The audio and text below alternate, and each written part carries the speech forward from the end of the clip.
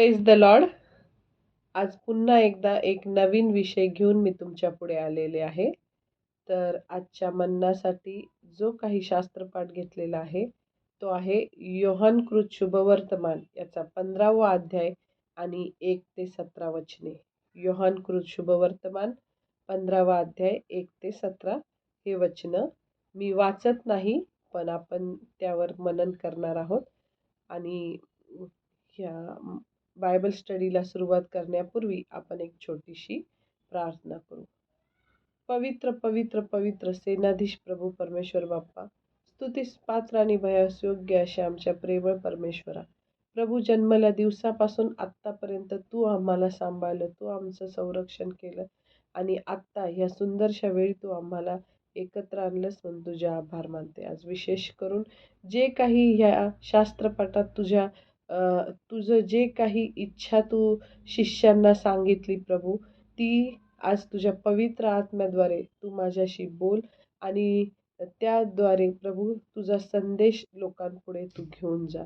पवित्र आत्म्या ये आणि ह्या वचनात जी काही गूढ गहन रहस्य लपली आहेत ती तू मला शिकव आणि तुझं गौरव माझ्याद्वारे होऊ दे. जे कोणी ऐकणारे लोक आहेत प्रभू, त्यांना तू आशीर्वादित कर. प्रत्येकाचे आत्मिक डोळे आणि आत्मिक कान तू उघड आणि तुझं गौरव प्रत्येकाद्वारे होऊ दे. ऐकणाऱ्या प्रत्येकाला तू आशीर्वादित कर. माझ्या मुखाला मी तुझ्या हातात समर्पित करते. तूच माझा ताबा घे. ओठ आणि मुख माझं असलं तरी पवित्र आत्म्या शब्द तू त्याच्यात घाल. ही सर्व प्रार्थना धन्य तारणाऱ्या येशूच्या नावात मागितली, म्हणूनच हे यहोवा पित्या तू ही प्रार्थना ऐक. आमेन. तर पहिलंच वचन मी वाचते. मीच खरा द्राक्षवेल आहे आणि माझा बाप म्हणजेच देव माळी आहे. म्हणजे इथं आपल्याला येशूने हे समजवण्याचा प्रयत्न केलाय की ख्रिस्ती जीवन कशासारखं आहे हे दाखवण्यासाठी येशूने इथं द्राक्षवेल आणि फाटे याचं उदाहरण देऊन शिष्यांना समजावून सांगितलेलं आहे. जसं आपण आपल्या लेकरांना छोट्या छोट्या उदाहरणातून कसं वागायचं आपण शिकवतो, तसं येशूने एकदम सोपं करून त्या शिष्यांना काय केलेलं आहे, हे उदाहरण दिलं आणि समजून सांगितलेलं आहे. आणि जुन्या करारामध्ये आपण बऱ्याच वेळा वाचलेलं आहे की इस्रायल या देशाला द्राक्षवेल म्हटलेलं आहे. आणि ती द्राक्षवेल बऱ्याच ह्याच्यात आपण बघितलं की त्या द्राक्षवेलावर राग व्यक्त झालेला आहे इस्रायलावर. ती वांज आणि भ्रष्ट निपजली असं स्तोत्र 80 मध्ये लिहिलेलं आहे, यशया 5 मध्ये लिहिलेलं आहे, इर्मया 2 मध्ये लिहिलेलं आहे.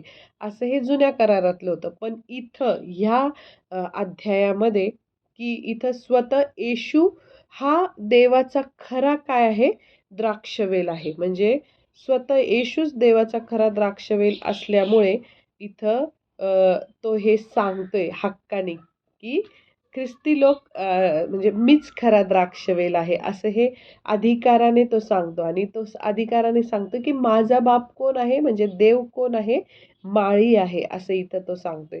आणि त्याच्याच पुढच्या वचनात लिहिलेलं आहे की दुसऱ्या वचनात असं लिहिलेलं आहे, ख्रिस्ती लोक वेलीचे फाटे आहेत. वचन 5 मध्ये लिहिलेलं आहे, ख्रिस्ती लोक त्या म्हणजे जे द्राक्षवेलीला जे फाटे आहेत त्या फाटे कोण आहेत, ख्रिस्ती लोक म्हणजे आपण लोक, विश्वासणारे लोक ह्या वेलीचे काय आहेत, फाटे आहेत. आणि मग त्या वेलीमधून काय वाहतो, जीवन रस वाहतो. आपल्याला माहिती आहे, आपण सायन्स शिकलेलो आहे. आणि झाडाचं कार्य कसं चालतं, वेलीचं जे जीवन रस कसा जातो ते आपल्याला सगळ्यांना माहीत आहे. आणि आपल्याला माहीत आहे की ख्रिस्ती लोक हे वेलीचे फाटे आहेत आणि वेलीमधून जीवन रस वाहत तो फाट्यापर्यंत आला नाही तर तो फाटा काय होतो, सुकून जातो. त्याचप्रमाणे ख्रिस्ताच्या पवित्र आत्म्याचा ओघ ख्रिस्ती मध्ये व्हायला नाही तर त्यालाही जगता येत नाही. कारण पवित्र आत्मा नसलेलं जीवन हे शुष्क असतं, एकदम सुकलेलं असं जीवन असतं.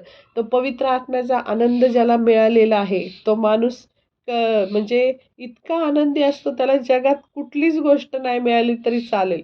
पण तो पवित्र आत्म्याचा जो आनंद आहे, देवाबद्दलचं जे ते आनंदाच्या ज्या उकळ्या फुटतात, देवाबद्दलचं जे प्रेम आतून वाहतं, ते कशाचाच आनंद तो आनंद आपल्याला देऊ शकणार नाही. म्हणजे कुठल्याही पैशाबाबत असू दे, कुठल्याही नात्याबाबत असू दे, कुठलाच आनंद पवित्र आत्म्याच्या आनंदापेक्षा मोठा नाही. सगळ्यात मोठा आनंद जर आपल्या जीवनात जर कोणता असेल, तर तो पवित्र आत्म्यापासून मिळणारा आनंद.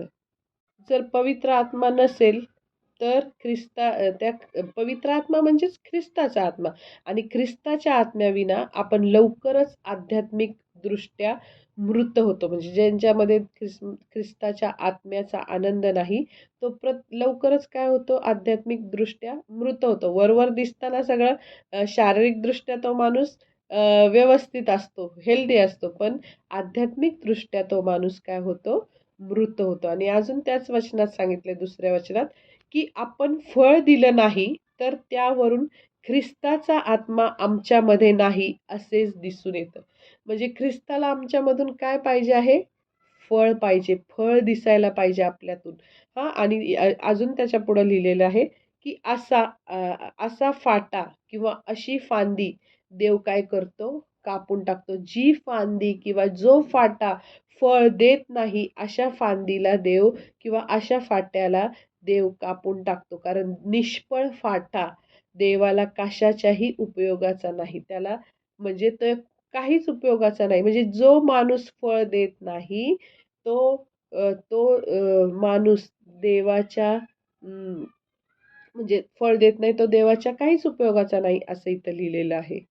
पण ज्या ज्या लोकांमधून फळं दिसतात, म्हणजे थोडीशी फळं आहेत, म्हणजे 1%, 2%, 10%, 15% ज्यांच्यात फळ देण्याचं प्रमाण कमी जरी असलं, तरी येशू काय करतो बघा, इथं लिहिलेलं आहे. तथापि अं, फळ देणाऱ्या फाट्याला अधिक फळे यावी म्हणून असा प्रत्येक फाटा तो साफसूफ करतो. आमेन. म्हणजे आपण जर आपलं हृदय जर पवित्र आत्म्याने भरलेलं असेल, आपल्याला कंटिन्यू त्याच्याबद्दल प्रेम असेल आणि आपण काय करू, प्रेम असेल तर आपण शांत बसू शकणार नाही.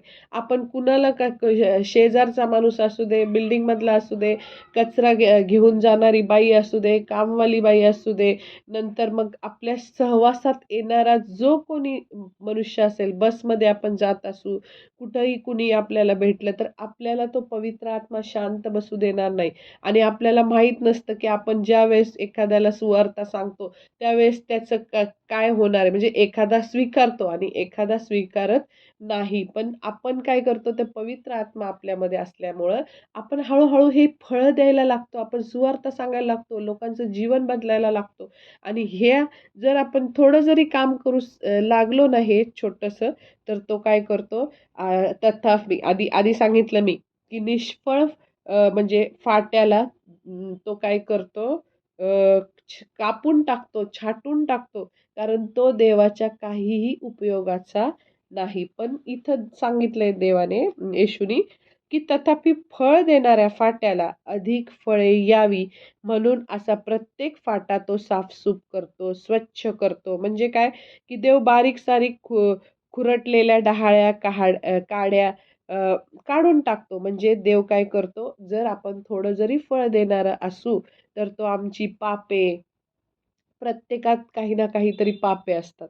हां, प्रत्येकजण असा कुठलाही माणूस नाहीये, की जो देवाचं कार्य करतो किंवा जो पास्टर आहे किंवा जो देवाच्या सहवासात आहे, तो कधीच चुकत नाही, असं कधीच होत नाही. कधी-कधी अनेक लोकं म्हणजे देवाच्या सेवेत असून सुद्धा कधी-कधी राग राग येतो त्यांना. कधी-कधी काय पण म्हणजे कुठल्याही गोष्टी होऊ शकतात. कारण तो माणूस आहे प्रत्येक. जरी पास्टर जरी असले, तरी ते माणूस आहे. जरी मोठे-मोठे लोक असले, तरी ते माणूस आहेत. त्यामुळे ते चुकतात. प्रत्येक जण काय होतात, चुकतात. त्यामुळं प्रत्येक वेळी अ,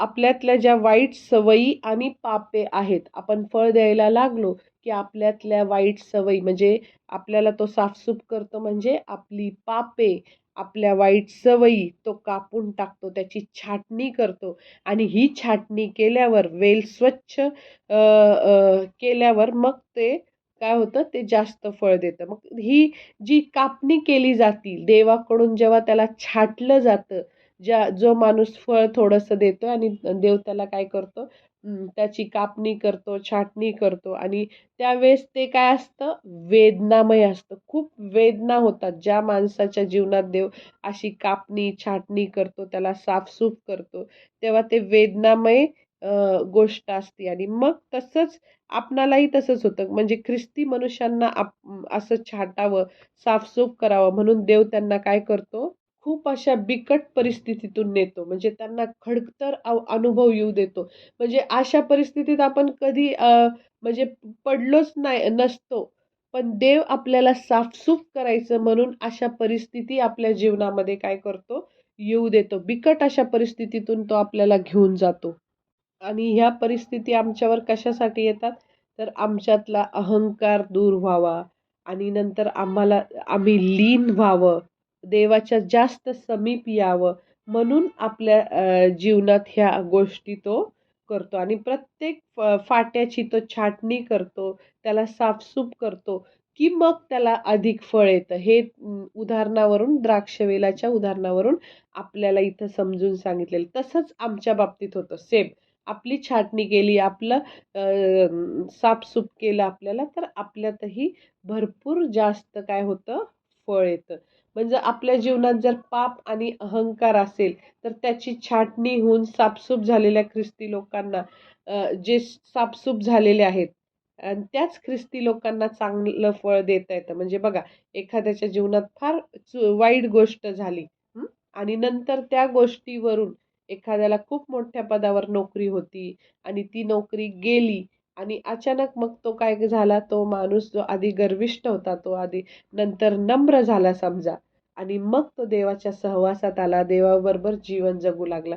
तर मग ही त्याची काय झाली, छाटणी झाली, कापणी झाली. त्याच्या काय ते म्हणतात, ते साफसूफ झालं त्याच्यातल्या सगळ्या द्राक्षवेलीच्या फाट्यामधलं सगळं साफसूफ झालं आणि त्यामुळे तो काय झाला, स्वच्छ झाला. म्हणजे देवाचा जो पवित्र आत्म्याचा जो गुण आहे नम्रता, तो त्याच्यामध्ये आला, तो देवाशी जोडला गेला आणि मग तो जास्त फळ देऊ शकणार आहे, असं इथं मला सांगायचं आहे तुम्हाला.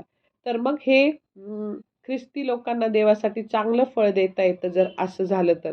आणि देवाला हवं असलेलं फळ हे 2 प्रकारचं आहे. प्रथम सगळ्यात सगळ्यात पहिलं त्याला पवित्र आत्म्याच्या फळाची अपेक्षा असते. मग गलती 5:22-23 मध्ये आपल्याला जी फळं माहीत आहेत, ती फळं आपल्यामधून दिसायलाच पाहिजे. जर पवित्र आत्मा आपल्यामध्ये असेल, तर ही गलती 5:22-23 मधली फळं आपल्यात असली पाहिजे. प्रीती आपल्यात असली पाहिजे. आनंद, शांती, नम्रता, ममता, चांगुलपणा, विश्वासूपणा, इंद्रिय दमन, म्हणजे आपल्या प्रत्येक अवयवावर कंट्रोल ठेवण्याचं सामर्थ्य आपल्यामध्ये असलं पाहिजे. कंट्रोल असला पाहिजे. नंतर प्रीती असली पाहिजे. क्षमा करण्याची वृत्ती आपल्यात असली पाहिजे. ह्या फळाची सगळ्यात पहिल्यांदा देव आपल्याकडून अपेक्षा करतो. हे पहिलं फळ झालं.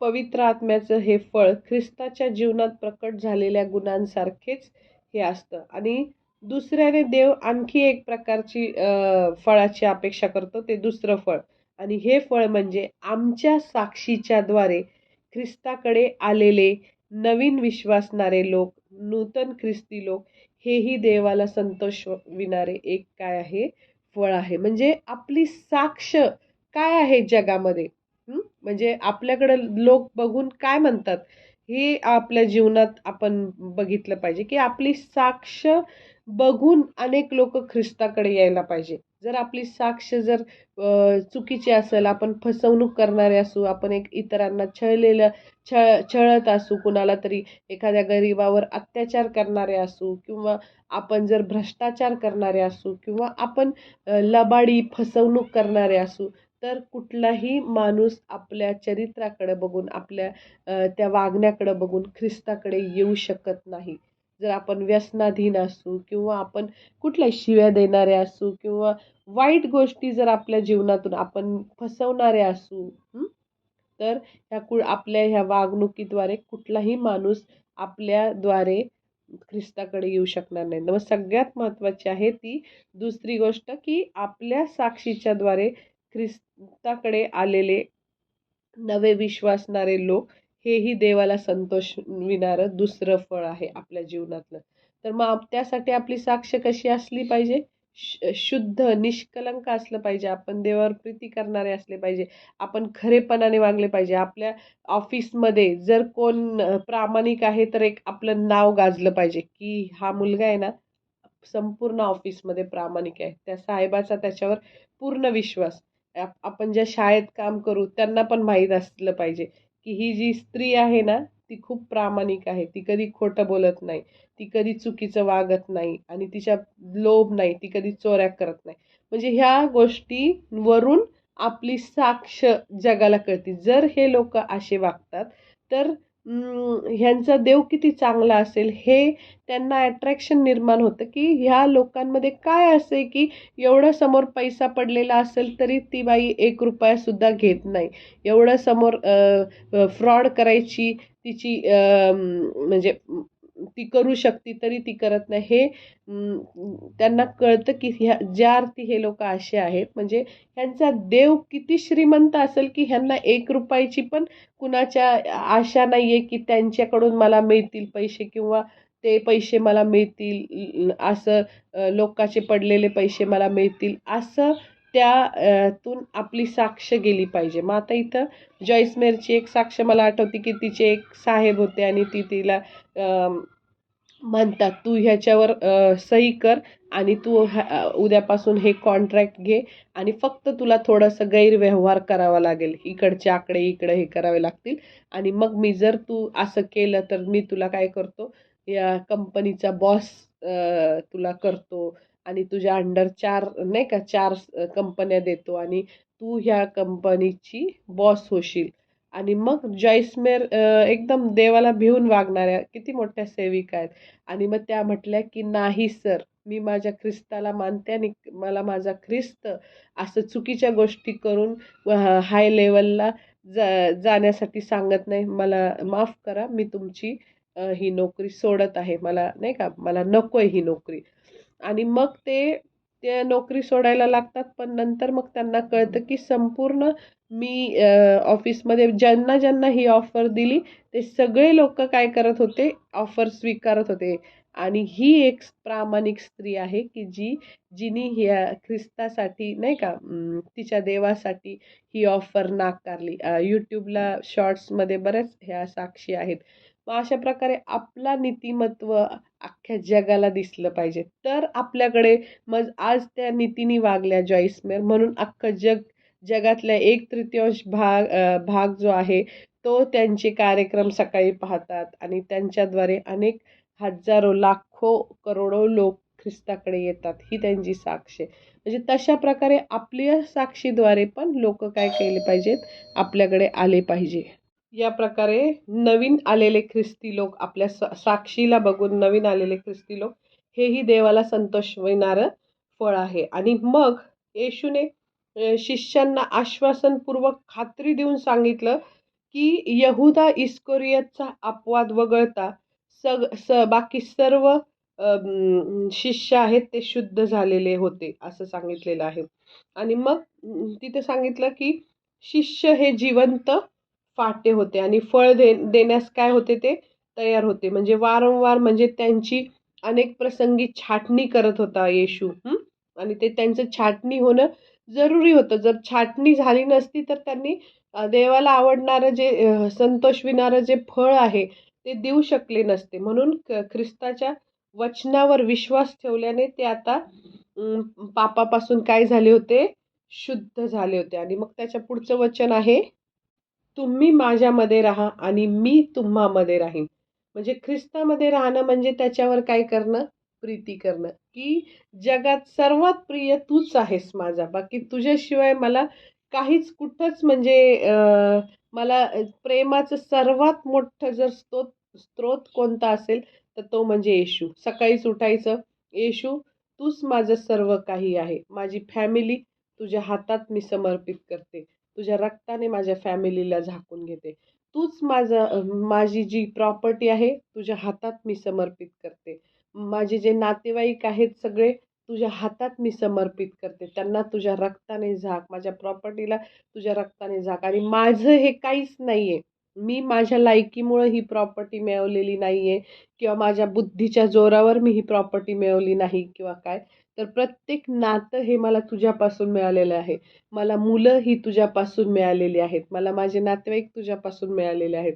मला जी काही संपत्ती ही सर्व तुझी आहे आणि मी त्याचा मालक किंवा चालक नाहीये.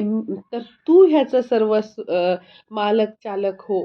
माझी मुलं ही माझी नसून प्रभू तुझी आहेत. म्हणून तू त्यांना सांभाळ. तू त्यांना योग्य वळणावर आण. तू त्यांना व्यवस्थित वागायला शिकव. नंतर तू माझ्या प्रॉपर्टीचा सांभाळ कर. कुठेही माझी फसवणूक होऊ नये.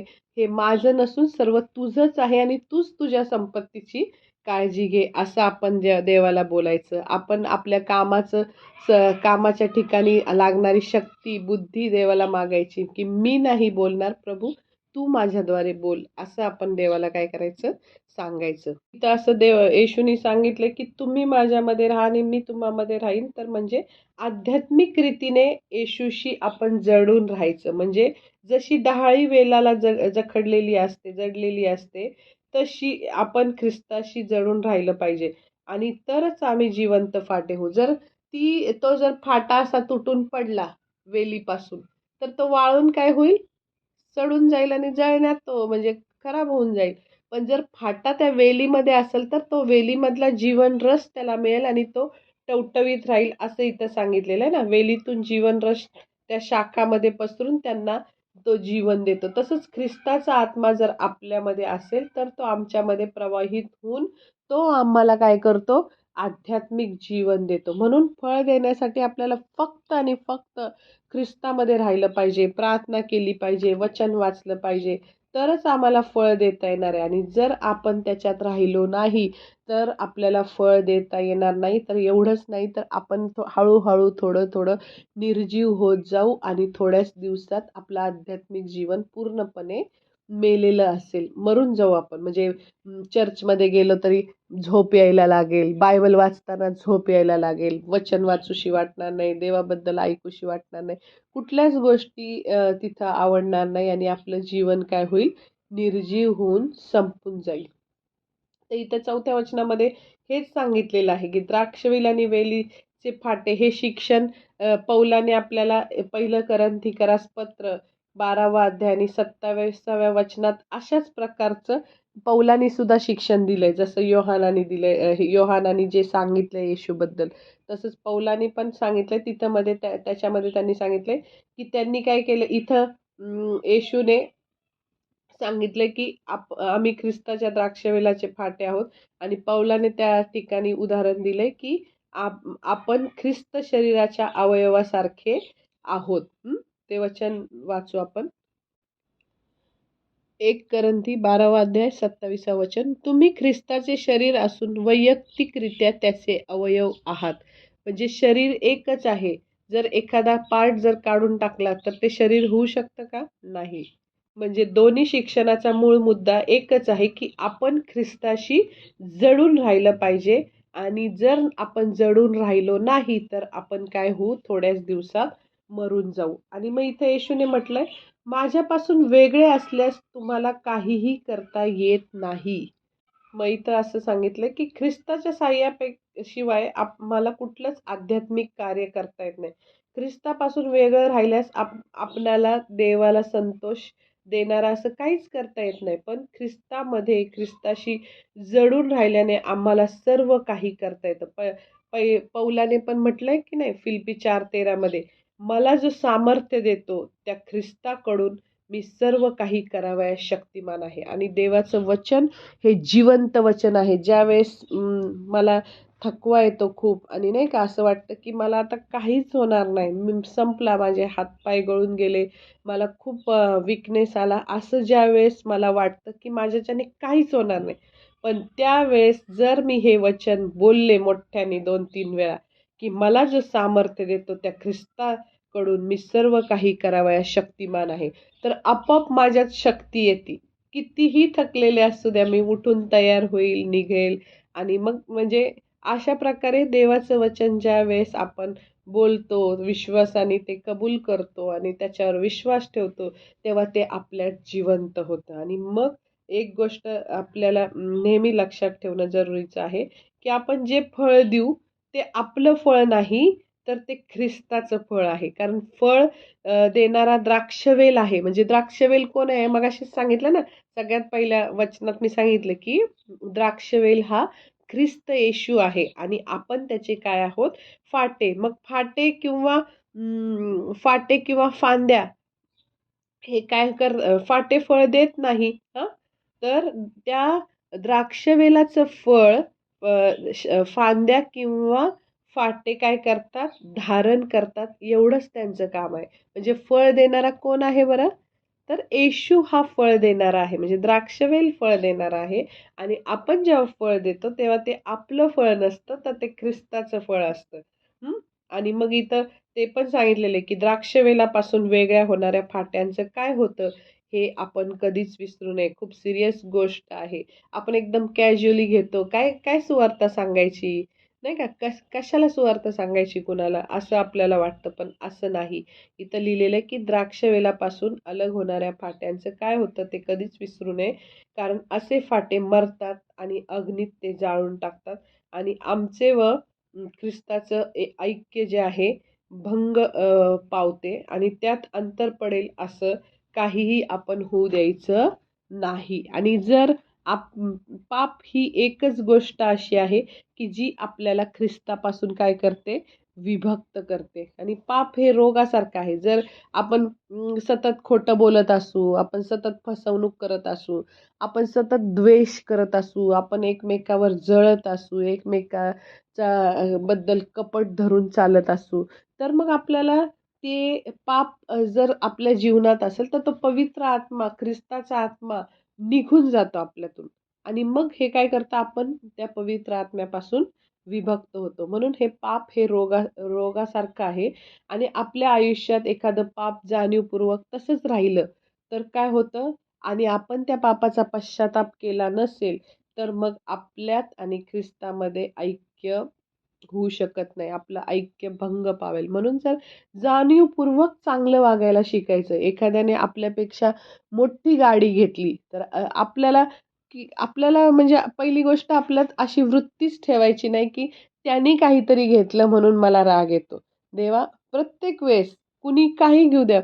धन्यवाद परमेश्वरा, तू त्यांना आशीर्वादित केलं म्हणून मी तुला धन्यवाद देते. अशीच त्यांची प्रगती होऊ दे आणि त्यांच्या तोंडावर पण त्यांना बोलायचे हे गोष्टी. कॉन्ग्रॅच्युलेशन्स, गॉड ब्लेस यू अशीच प्रगती करा.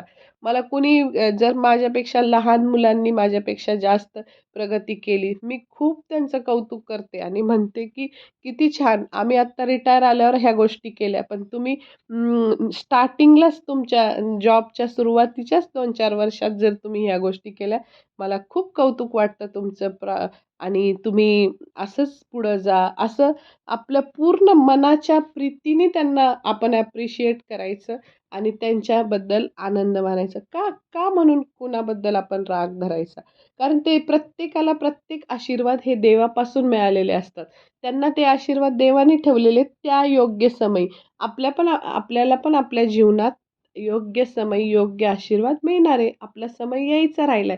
पण जर आपण त्या व्यक्तीबद्दल राग धरला, तर आपण त्याने जिथपर्यंत गेलेला आहे, त्या आशीर्वादांपर्यंत आपण कधीच जाऊ शकणार नाही. कारण जॉइस मेयर नेहमी म्हणतात, की जर आपण समोरच्या व्यक्तीबद्दल आनंदी नसू, त्याला मिळालेल्या आशीर्वादाबद्दल आनंदी नसू, तर आपण त्याच्या रांगेत कधीच उभे राहू शकणार नाही. पण जर आपण त्याच्या आनंदात सहभागी राहू, तर आपण थोड्याच दिवसात त्याच रांगेत असू. म्हणजे आपल्याला पण तेच आशीर्वाद आपल्याला मिळणार आहे. म्हणून आपण कायम प्रत्येकाने काहीही करू दे, काहीही होऊ दे, आपण आनंदीच असलं पाहिजे. आमेन. तर इथं असं सांगितलंय, की आपण ख्रिस्तामध्ये राहिलो, तर ख्रिस्त आमच्यामध्ये राहील आणि तो आमच्यामध्ये राहिला, तर त्याची वचने सुद्धा आमच्यामध्ये राहतील. आणि ख्रिस्ताचं शिक्षण हे ख्रिस्त आणि ख्रिस्ताचं शिक्षण हे विभक्त करता येत नाही. कारण ख्रिस्त वेगळा आणि शिक्षण वेगळं असं नाही. तर जे ख्रिस्ताला आपल्या अंतःकरणात घेतात, ते ख्रिस्ताच्या आज्ञा पाळतात. ख्रिस्ताने सांगितलंय, शत्रूवर प्रेम करा, शेजाऱ्यावर प्रीती करा. तर त्याची वचनं ते त्यांच्यामध्ये असल्यामुळं ते काय करतात? पाळतात आणि त्यामुळे ते एकच ख्रिस्ताचं शिक्षण आणि आज्ञापालन हे ते लोकं काय करतात? करतातच. इथं असं समजून सांगितलं, की आम्ही ख्रिस्तामध्ये राहिलो आणि तो आमच्यामध्ये राहिला, म्हणजे त्याची वचने आम्हामध्ये राहिली, तर तो आम्ही केलेली कोणतीही विनंती मान्य करेल. योहान 14:13 मध्ये लिहिलेलं आहे, की नाही का, आम्ही आम्ही त्याच्या नावाने जे काही मागू ते तो करील. हां, हे दोन्ही विधानं सेम आहेत. खरोखर सारखीच आहे, की जर आपण ख्रिस्तामध्ये राहतो, तर तो ख्रिस्ताच्या नावानेच प्रार्थना विनंत्या करणार. हां, यात काही संशयच नाही, की आपण ख्रिस्तामध्ये राहतो, तो आपल्यामध्ये राहतो, आपण त्याच्यामध्ये राहतो. तर आपण ख्रिस्ताच्याच नावाने प्रार्थना विनंत्या करणार. आणि एवढेच नव्हे तर तो काय करतो, आम्ही ख्रिस्तामध्ये राहिलो आणि ख्रिस्ताची वचने आमच्या अंतःकरणामध्ये ठेवली, तर आम्ही नेहमी ख्रिस्ताच्या इच्छेला अनुसरूनच काय करू, प्रार्थना करू आणि मग आम्हाला जे काही आम्ही मागू ते तो काय करेल, आम्हाला संतोषाने देईल. म्हणूनच जे ख्रिस्तामध्ये राहतात त्यांना ते जे काही मागतात ते मिळेल, हे आपल्याला माहीत आहे की नाही. पुढील वचनात तेच लिहिलेलं आहे, की तुम्ही माझ्यामध्ये राहिला आणि माझी वचने तुम्हामध्ये राहिली, तर जे काही तुम्हाला पाहिजे असेल ते मागा, म्हणजे ते तुम्हास प्राप्त होईल. म्हणजे आपण स्वतःला एक प्रश्न विचारायचा, की आपण देवाकडे जे जे मागतो ते ते आपल्याला नेहमी मिळते का? हा प्रश्न विचारायचा. आणि कदाचित नेहमी वारंवार मिळत नसेल. मग होय का नाही याचं कारण काय? तर याचं कारण एकच, की आम्ही आवश्यक ती अट पूर्ण केलेली नाही. देव आमची विनंती मान्य करत नाही, मागितलेलं ते देत नाही.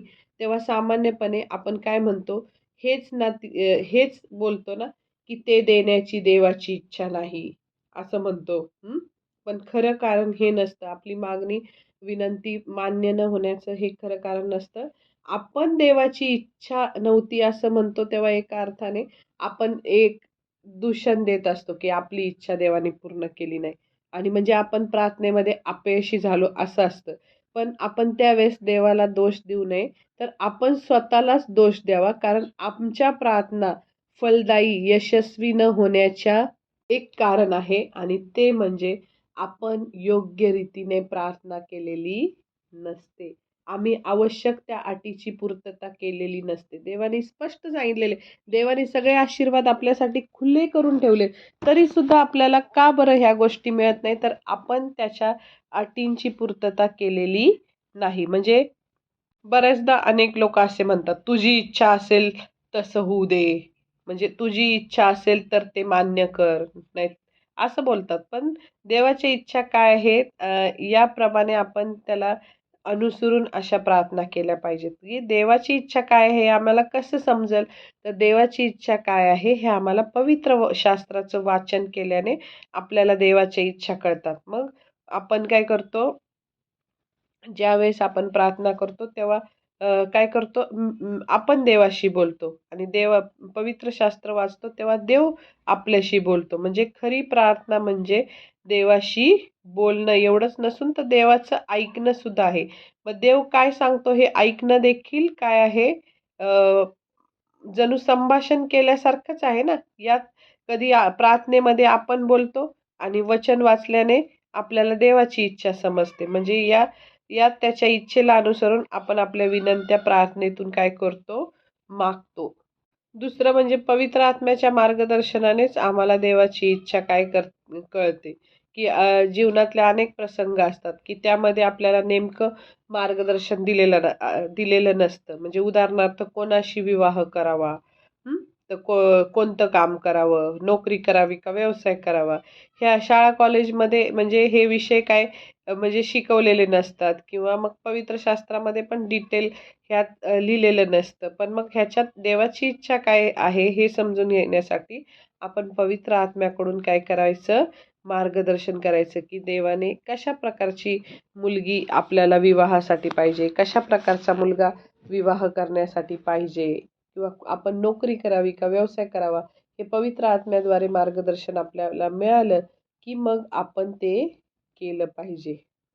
आणि मग इथं त्या वचनात पुढे लिहिलंय, की जर तुम्ही असं केलं तर जे काही तुम्हाला पाहिजे असेल ते मागा, म्हणजे ते तुम्हास प्राप्त होईल. तुम्ही माझ्यामध्ये राहा आणि मी तुम्हामध्ये राहील, तर जे काही तुम्हाला पाहिजे असेल ते मागा, ते तुम्हास प्राप्त होईल. हे अभिवचन त्यावेळेस काय होईल, पूर्ण होईल. म्हणजे आपण पहिलं त्याच्यामध्ये राहिलं पाहिजे. ख्रिस्ताच्या आत्म्यात बरोबर आपला आत्मा एकरूप झाला पाहिजे. आमचं मन, आमची इच्छा ख्रिस्ताच्या मनासारखं, ख्रिस्ताच्या इच्छेसारखं झालं पाहिजे. म्हणजे आपण स्वतःसाठी जगलं नाही पाहिजे, की माझा स्वार्थ, माझं हे, माझं ते. आपल्याकडं जर कुठल्या गोष्टी देवाने सांभाळायला दिल्या, तर त्या आपली मालकीच्या त्या वस्तू आहेत असं म्हणून नाही मानायचं, की प्रभू हे तुझं आहे आणि तुझ्या गौरव मला ह्याच्यातून करायचा आहे. तर आम्ही स्वतःसाठी नव्हे, तर ख्रिस्तासाठी जगलं पाहिजे. ते आपलं स्वतःचं नाहीये, आमचं नाहीये, असं ख्रिस्ताचंच आहे, असं मानलं पाहिजे. मग हे जे काही तुम्हाला पाहिजे असेल ते मागा. ह्या वचनाप्रमाणे आपल्याला मिळेल. पुढचं वचन आहे, की जशी मी तुम्हावर प्रीती केली तशी तुम्ही एकमेकांवर प्रीती करा. कारण येशूने आमच्यावर केली तेवढी तशीच प्रीती आपण परस्परावर करावी अशी तो आज्ञा देऊन सांगतो. याचा अर्थ, की आपण प्रत्येकावर, शेजाऱ्यावर देवाने जसं प्रीती केली तशी प्रीती करावी असं इथं त्याने सांगितलं. आणि पुढं 14व्या वचनात त्यांनी सांगितलंय, की येशूने आपल्या शिष्यांना बघितलं आपण, की मित्र म्हटलं आहे. आणि आजही तो आपल्याला मित्र म्हणतो. म्हणजे येशूचा जर आपल्याला मित्र व्हायचं असेल, तर पहिलं आपल्याला त्याच्या आज्ञांचं पालन केलं पाहिजे. म्हणजे जर म्हणजे येशूने आपल्या शिष्यांना मित्र म्हटलं आहे. कारण पित्यापासून तो स्वतः येशू जे शिकला होता, ते सर्वच त्यांनी शिष्यांना शिकवलं आणि त्याही पेक्षा अधिक सांगावं अशी त्याची इच्छा होती. पण त्यावेळेस ते त्यांना पचणार नाही. ते अजून बालक आहे असं त्याला वाटलं. म्हणून मग तो त्यांना पुढं ते अर्ध तो सांगून गेला होता आणि त्याचं स्वर्गारोहण झाल्यानंतर मग पवित्र आत्मा आला, की मग पवित्र आत्म्याद्वारे अर्ध्या गोष्टी तो त्यांना कळवणार होता. मग आता इथं सांगितलं स्पष्ट देवाने, येशूने, की शिष्य आता काय नव्हते?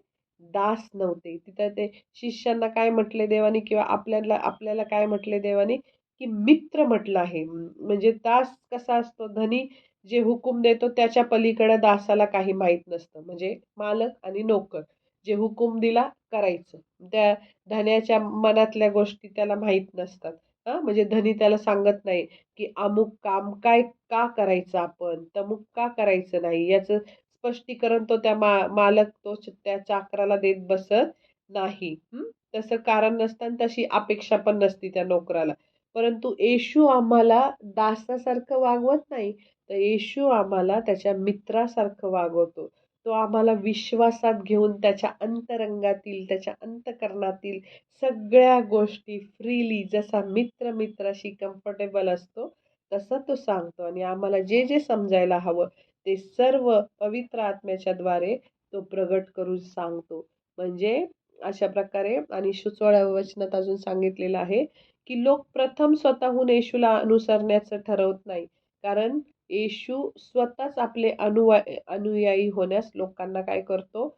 निवडून घेतो. प्रथम येशू हाक मारून बोलवतो आणि मग येशूच्या मागं जायचं की नाही ते ठरवण्यास लोक स्वतंत्र आहेत. परंतु कोणीही मनुष्य प्रथम येशूने बोलवल्याशिवाय त्याच्या मागं जात नाही. म्हणून येशू म्हणतो, की काय म्हणतो? मी तुम्हाला निवडले व मी तुम्हाला नेमले आहे.